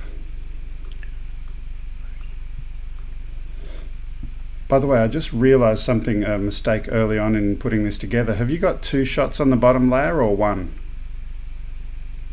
I have one. Okay, we're going to make another copy of that. Two, aren't we? I wondered about Yeah. that. Yeah. While you do that, I'm just going to explain this one to everyone else. So I'm going to make a duplicate of that shot. And I'm just going to call it absolute background, and I'm going to remove those two placeholders. So this one is with mics live and this one is without microphones live, and again we put our audio sources into these two placeholders. Don't need any video, even if we can uncheck the video elements there if we want, but it doesn't matter because we've got this background in front of it anyway. Okay, so now on that bottom one down there, what are we going to do first? We're going to duplicate this shot. live BG, duplicate the shot, give it the name of absolute background, and delete the two placeholders. Okay. All right.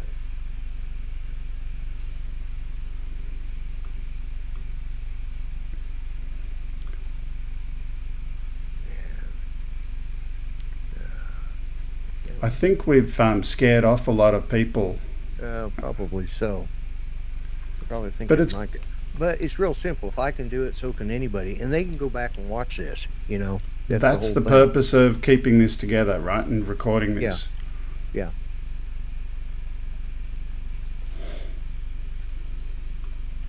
Okay. Now, we're going to continue, and the next one is all about the topics. So if I just go back to my screen over here, this is the topics thing over here where things are moving in and coming in, and the topics coming in from above and scrolling out to the left.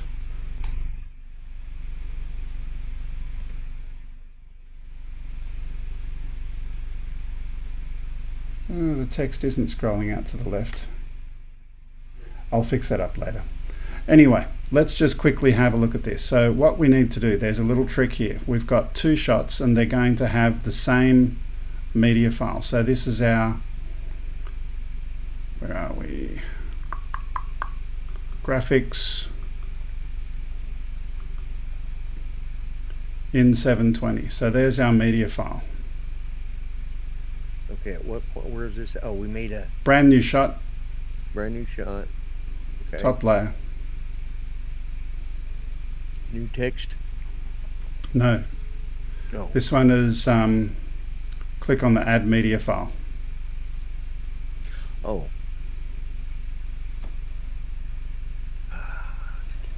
Media files, there we go. Browse disk. Mm-hmm. And this one's called what? In 720.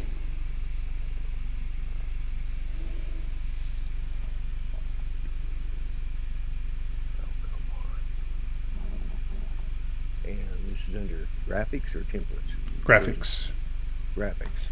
Mm-hmm. All right. In 720. There we go. All right, got it. Okay. So we're going to give this shot layer a name. We're going to call this topic in 1. The movie file itself, we can play with a couple of things. Hello, above and beyond. Hey, how you doing, Jim? So over here we're going to play with the playhead for the time when this movie file ends. We want to pick a time that's after the animation finishes and give it a few frames later. Maybe, I don't know, 1.4 or something like that, whatever works for you. The intent of what it is that we're picking, it's only going to play that far. And then after that point, it's going to pause there. So when finish, we're going to hold it. And I do that by sliding that gray bar at the On the far right end, hand side, yeah, the far right, end. to the right hand side. Mm-hmm. Wow. So when finished, hold, and remember position even when not live. You want to uncheck that one.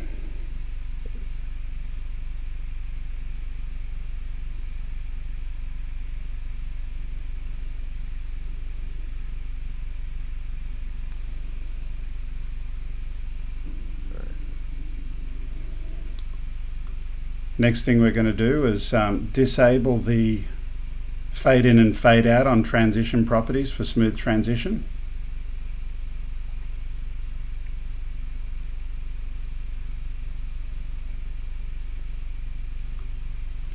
And then we're going to set some coordinates for this of -213 and 492. Okay. And the zoom we're going to set to 66.7. Now this is in Shot layer properties. shot layer properties.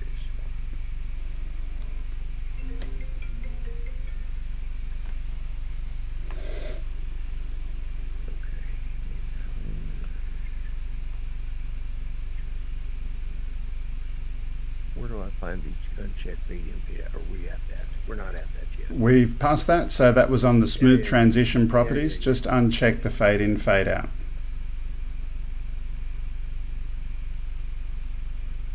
All right. Now, the position is minus 213 and 492.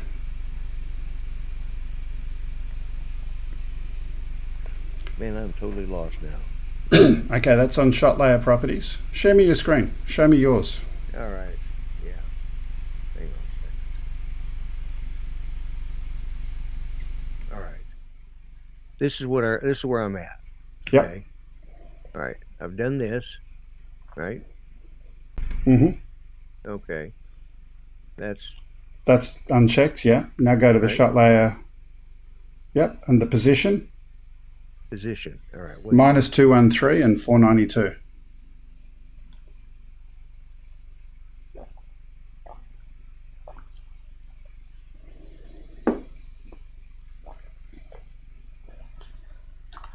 All right. There. Is that where we're supposed to be? That is where we're supposed to be. Now, here's an interesting thing, Matthew. I'm just having a look at Grumpy's screen there. And the font that he's got is definitely not Franklin Gothic Demi. So the font picker bug for Windows strikes again.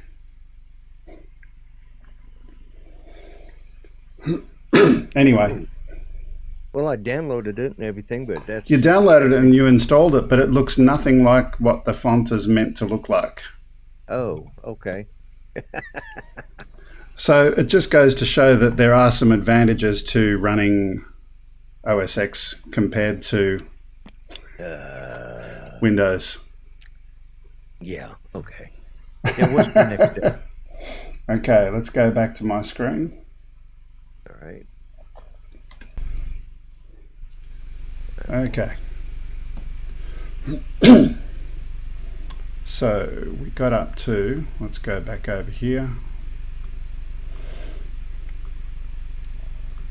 So minus 213 and 492. Scale is 66.7%. Don't know how we got to that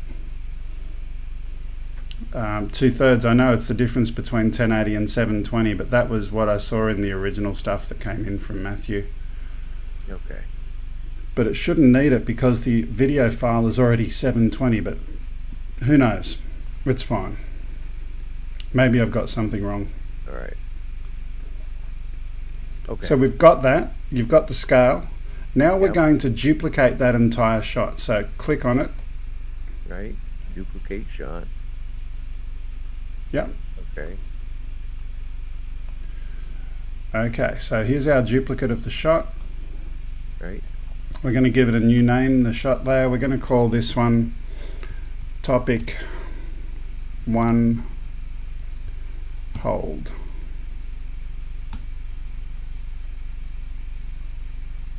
Or topic hold 1, whatever way you want to do it. Yeah. Probably put the 1 at the end the same. Yeah. Now the only thing we're going to do here is we're going to move the in pointer for this graphic all the way over here so that it meets up with that existing out point that we had from the previous slide. Okay, so we're going to go from the middle to the from the left one and drag it into the middle. Where they meet, right? Yep, absolutely. Okay.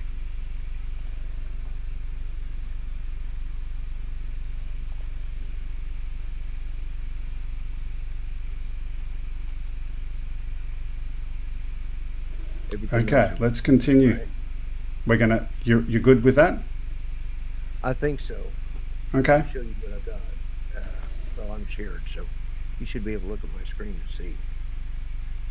I've got the two little. Yeah, that looks fine. Gray arrows meeting in the middle, right? They're both. Yep. Meet in the middle. Isn't that a song by some famous Nashville country? Yeah. Yeah. Probably. Okay. We're going to add one more thing, an overlay and new text. This one we're going to call topic 1 text. Now is this on the main layers down there right next to this? So this is being added here as a subframe under our topic hold. Okay. Why is this? Why did it not? You know, it doesn't change the name. Okay. The shot is called topic hold, right? The shot is called topic hold 1, and we're creating a new layer within that shot.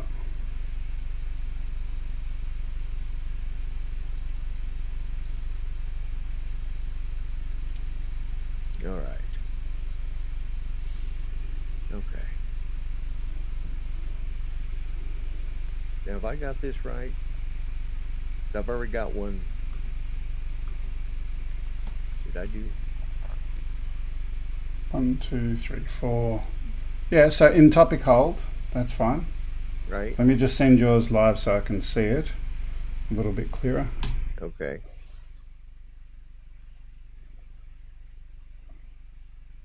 Yeah, so click the plus button. Right. I'm just trying to see what's in there.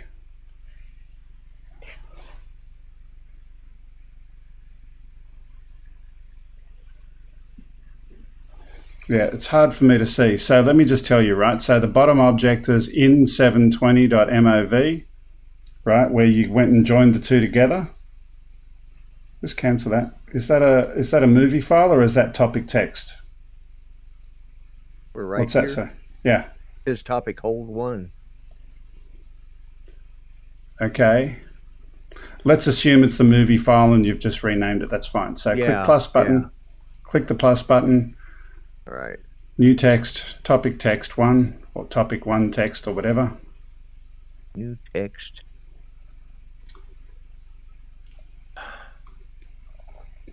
I'm getting tired. That's what the problem is. We're nearly done. I tell you what, Grumps, because you're nearly there. Oh, here it is. I got it. New text. Yep. All right. I got it. Okay. Okay. So over here, topic 1 text.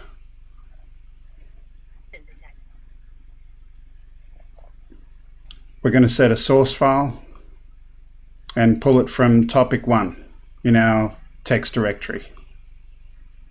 Now this is called topic 1. Yep. All right. Under source properties. Mm-hmm. All right. And we're going to pull, and then we're going to do what? What's next? So we've got the file name, then we're going to do the color. So the text color is all zeros.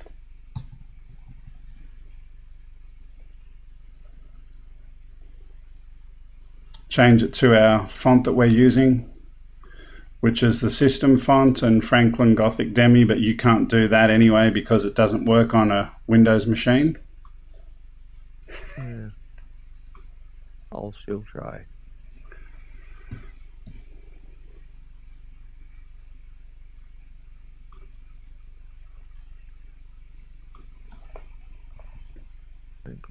Gothic Demi. Okay. Got that. Okay. Okay. Then we'll go to the transition properties. Transition properties. I'm going to do in from top and out to left and turn off the fade in, fade out. In from top and build out to left. Okay. Okay. Got it. And finally, the position of the object, -356 and 296.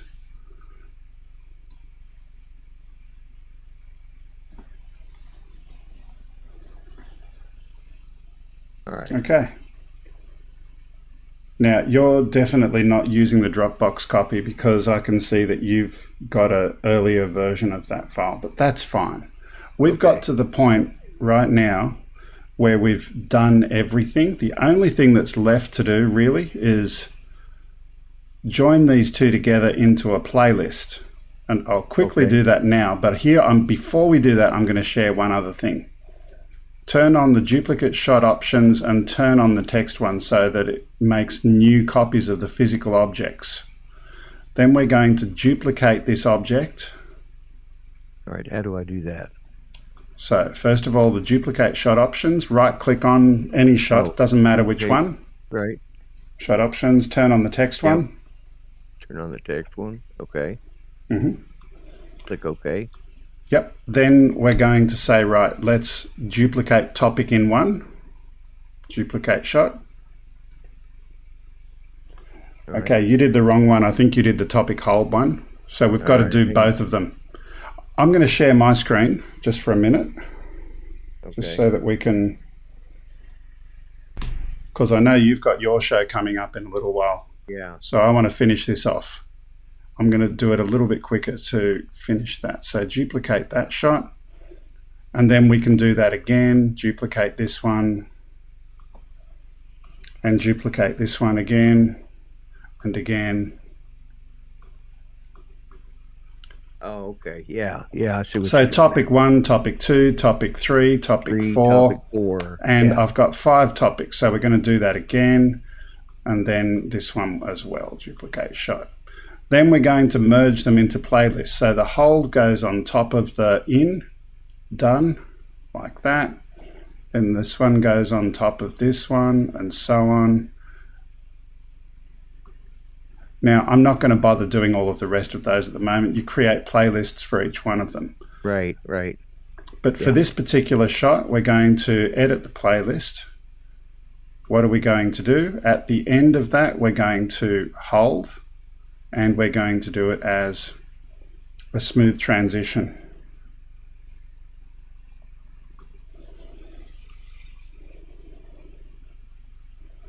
Going to get out of the playlist editor. Yep. Going to quickly save my document. Save. Yep. And we're going to test that out. So now I had a bunch of other stuff there that I'll just clear out of the way. Clear that layer, clear that layer, clear that layer. We're just going to do our topic. Oops, we've got the audio. Let's clear that.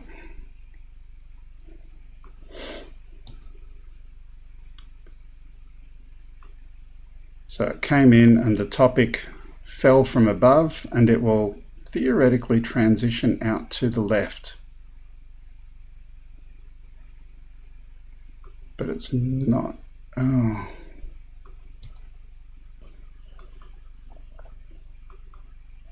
Just going to have a look at this. In from the top and out to the left. That was my bad. It's in from the top and out to the left. Okay. Yeah, Matthew's saying it looks like it's doubling the animation. Let's just try that again. Well, I made it with you almost all the way to the end, and then I started getting Tired. focused there. Yeah, I was getting tired. Yeah, it really was. I was, it's like, Yeah, look, this is propeller head stuff. I'm just going to change it and play around a little bit. There we go. I like that a little bit better, the animation in from the right and out to the left. Perhaps if there was a background behind it. No, I don't like that. right. In from above, I think, works well. Let's just quickly do that. From above.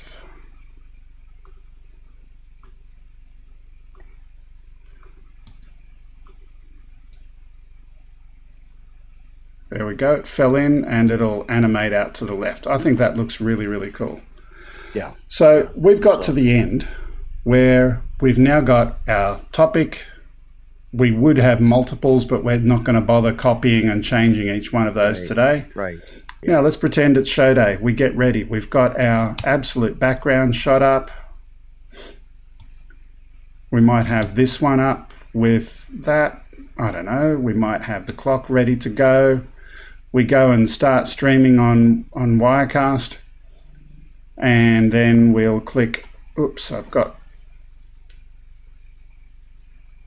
She Who Must Be Obeyed, also known as Mother, text messaging me in the middle of this. Yeah. So we get ready to go live. Here's the bit that annoys me. The time to start object, we've got to get ready to click the start button. So we've got our two things here ready to transition. The music will start and then we'll go here and get ready to click the clock. 1, 2, 3, go. clock is counting down. Because I wasn't used to that clock start at the beginning, that didn't work for me today, but that's okay. Right. Now, as you saw before, I'll just kill that music for now. Yeah, So the music played. I just cleared the shot. Oh. So when the music finished, it automatically transitioned to the next shot. So just imagine that. Actually, let's put the music live again. I'll kill that. There we go. So the music's live. When the music is playing, get ready for your next shot. What do you want to be on screen at the end of that? Have that ready to go. Let's say it's Greg in the fish tank with microphones turned on. Right. And with the discussion topics up in the top left. And I forgot today to have this one cleared at the end. So that was why the music played a little bit after today. That was my mistake. I'm using this with Greg Kuhnert and somebody coherent. Yeah, exactly. Yeah. And somebody coherent, yeah.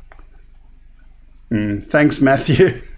So I'm just going to do a transition as if this was the automatic one. We would go to that shot and Greg would come on the screen. It'd automatically do the lower third. It'd have the discussion points there. We can talk about that. Then eventually, I forgot today, but we would then clear the discussion points at some point.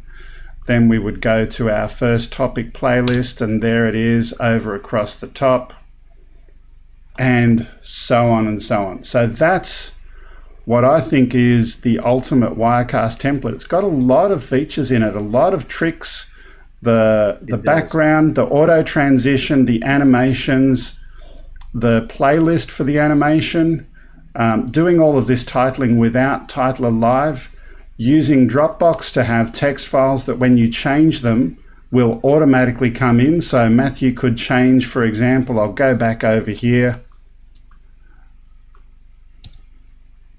Matthew could, Mr. Autofocus left on.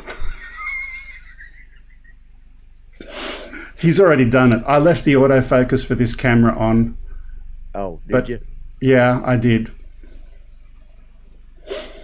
Thanks, Matthew. I can just hear your laughter in the background at the moment. Oh, so, you know he's having a lot of fun laughing at us. And changing the text live as we're going to air. Mr. Autofocus left on and somebody cool. Yeah.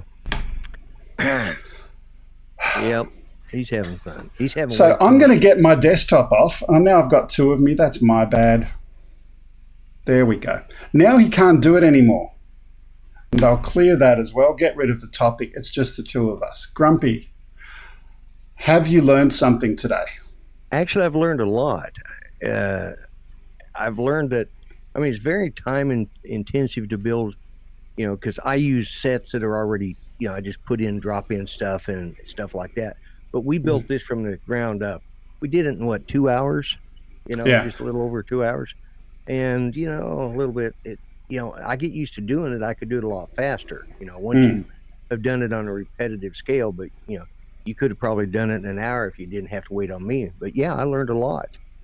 Yeah, I did play around with this earlier, and sure, I had a lot of this scripted to have the objects in the right positions, and I can do it probably in about 45 minutes. Yeah. But I wanted to do it at your pace so someone watching along could also work out how to do it and, make it easy for them. Yeah, I mean, there's a lot of work that goes into it, but this is a custom set. You know, I mean, this is a it's not a set. It's not real. This is not really a set. This is a document. That's document intro. You know, intros and transitions. It's a complete package. Complete package. Yeah. And I'll just say I love the way the color is working on this slide as a theme color, and the fonts, and it just all really works well together. Yeah, it is. You don't need to have exact numbers. So Matthew is just saying it on the screen at the moment in chat. You don't have to have exact numbers. Why did I have exact numbers? Because I prepared for this and I wanted to replicate what Matthew had already done on his Windows build. I wanted to have it done as a Mac build. Why couldn't I just copy it across? Well, the paths and all of that was not working so well for me, so I needed to rebuild. So yeah, don't need to use the numbers. Drag it where you want it, make it work for you. The things that you do want to type numbers in are things like the angles, because you want the angle of those slashy bits. Yeah. You want them to all line up. Now, at the moment, we've got ourselves showing through there. Earlier on, I unhid the absolute background. Normally, we wouldn't do that, and we would have something like that. Oh, yeah. Right? Lots of tricks in there. Once it's done, save it, use it again, and it'll be really good for you to use on a regular basis. And my last hint, that was one of my early hints, hang on to that original placeholder shot that comes from the Telestream people. Right. Because it's like the seal. Once you've broken the seal, it's got other stuff in there. This document right now has 0 media sources from cameras or microphones or anything else. So it's just a raw template. If you reuse that again and again and again, and you just add whatever it is you're going to use, your cameras, each time you use it, it's always going to be clean. I know that the seal hasn't been broken because I've got this over on the right-hand side. That's one of my personal tips. Other people may not want to be as OCD about it as I am, but once you've broken the seal, you have to go all the time. I don't know exactly what you meant by that, but once you've broken the seal, you know that you've used the document before and you don't know what changes are in there. This is your original template. Anyway, that's all for today. I had fun. What are you laughing at? What he said. Once you've broken the seal, you got to go all the time. Like when you drink beer, once you go, you got to go all the time. Yes. Yeah. Okay. Yeah, okay. My seal's about to break here pretty soon anyways. Yeah. Okay, look, Grumps, thank you very much. I'm just going to, on my computer over here, get ready for the transition out and put the song up and all of that kind of thing. It's been fun as always. Thank you, Matthew, for providing such witful insight. And commentary. Such great, yeah. Okay. Thanks, guys. See you another time. Bye-bye.